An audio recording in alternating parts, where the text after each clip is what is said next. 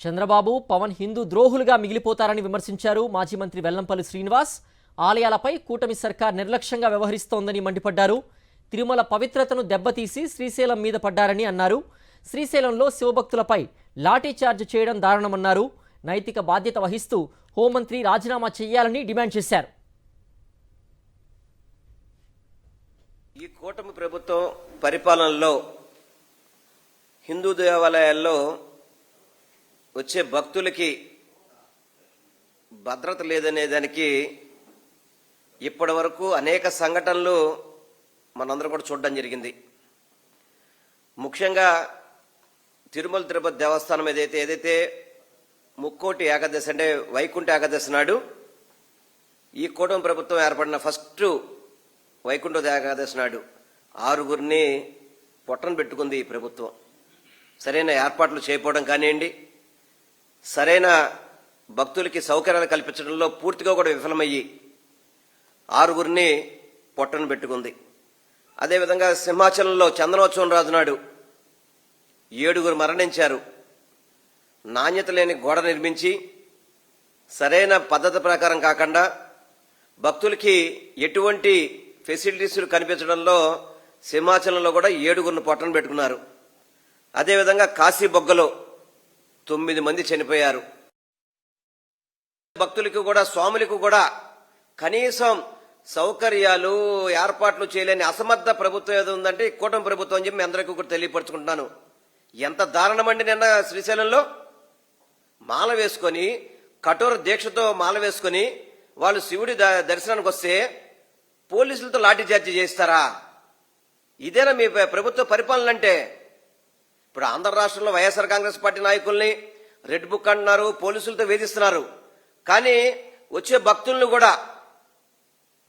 కూడా పోలీసుల ద్వారా ఒక ఏఎస్పీ అధికారి సంథింగ్ అతని పేరు యోగేంద్ర ఏదో ఉంది పేరు, అతను ఏ విధంగా భక్తుల్ని కొడతారో ఒకసారి చూడండి. ఏ విధంగా మామూలుగా ఎక్కడో కూడా భక్తులనే భయం భక్తి శ్రద్ధ లేకుండా ఏ విధంగా ఒకసారి భక్తులను ఏ విధంగా హింసిస్తున్నారో ఒకసారి చూడండి.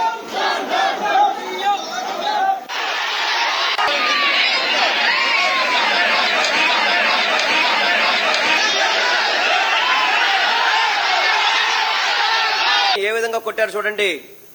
పవన్ కళ్యాణ్ గారు, మీరు దీక్షలు వేసుకుంటారు కదా, శివస్వాముల్ని ఈ విధంగా కొట్టిస్తారా? మీరు ఏ విధంగా కొట్టారు చూడండి. దుర్మార్గంగా ఎక్కడ ఆలోచన లేకుండా ఒక ఏఎస్పీ అధికారి ఆ విధమైన లాఠీ చేయడం మీరు అందరూ కూడా సమర్థిస్తున్నారా? కూటమిలో ఉన్న నాయకులు చంద్రబాబు గాని, మరి పవన్ కళ్యాణ్ గారు గాని, దేవాదాయ శాఖ మంత్రి గాని, లేకపోతే అన్నిటికీ పొడుగ్గానని చెప్పని జగన్మోహన్ రెడ్డి గారి మీద మాట్లాడుతాను పరిగెత్తుకుని వస్తుంది హోమ్ మినిస్టర్ గారు. అనిత గారు ఏం సమాధానం చెప్తారని మీరు పోలీసుల్ని ఈ విధంగా లాఠీ చేయమని చెప్పి మీరు శ్రీశైలం భక్తులు రావద్దని చెప్తారా? ఈ కూటమి ప్రభుత్వం ఓం నమశివాయ అని చెప్పే ప్రదేశంలో మాకు తాగడానికి నీరు ఇవ్వండి అయ్యా అని చెప్పని మాట్లాడే పరిస్థితి భక్తుల నుంచి మాట్లాడిస్తున్నారంటే మీ పరిపాలన ఎలాగుంది చంద్రబాబు నాయుడు గారు? ఇదేనా మీ పరిపాలన? ఇదేనా మీరు హిందూ భక్తుల మీద చేసే పరిపాలన ఇలాగే ఉంటుందా? ఈ విధంగా ఉంటుందా? మూర్ఖత్వంగా, కఠినత్వంగా లాఠీ చార్జీలు చేస్తూ ఏం భావనిస్తున్నారు మీరు? గతంలో మీరు కూడా కామెంట్ చేశారు, మాల వేసుకునేప్పుడు మీరు కక్ష సాధిస్తారు ప్రతి వాళ్ళని కూడా. మీరు మాల వేసుకున్నందువల్ల మాకు మద్యం విక్రయాలు తగ్గిపోయినాయని చెప్పని ఒక ముఖ్యమంత్రి స్థాయిలో ఉండి మాలాధరణ వేసుకున్న భక్తుల్ని అవమానించే విధంగా, అంటే మీ మద్యం విక్రయాల కోసం మాలలు వేసుకోవద్దా? జనాలు దేవుడిని కొలుసుకోవద్దా? దేవుడి దీక్షలు వేసుకోవద్దా? దేవుడి గుళ్ళకి వెళ్ళకూడదా? ఎంత దారుణం చంద్రబాబు నాయుడు గారు! మీరు హిందువు, మీరు చెప్తే మేము వినాలి. ఇటువంటి దుర్మార్గపు మాటలు మాట్లాడుతూ, ఇటువంటి దుర్మార్గపు పరిపాలన చేస్తూ ఇదే మీరు చేసేది.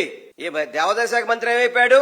స్థానిక ఎమ్మెల్యే ఒక అతను ఉంటాడు, కాంట్రాక్ట్ లో కమిషన్ తీసుకోవడం తప్ప భక్తులకి సౌకర్యాలు కల్పించడంలో పూర్తిగా కూడా వైఫల్యం చెందారు. హిందూ దేవాలయాల మీద, హిందువుల మీద ఉన్న శ్రద్ధ ఇదేనా మీకు?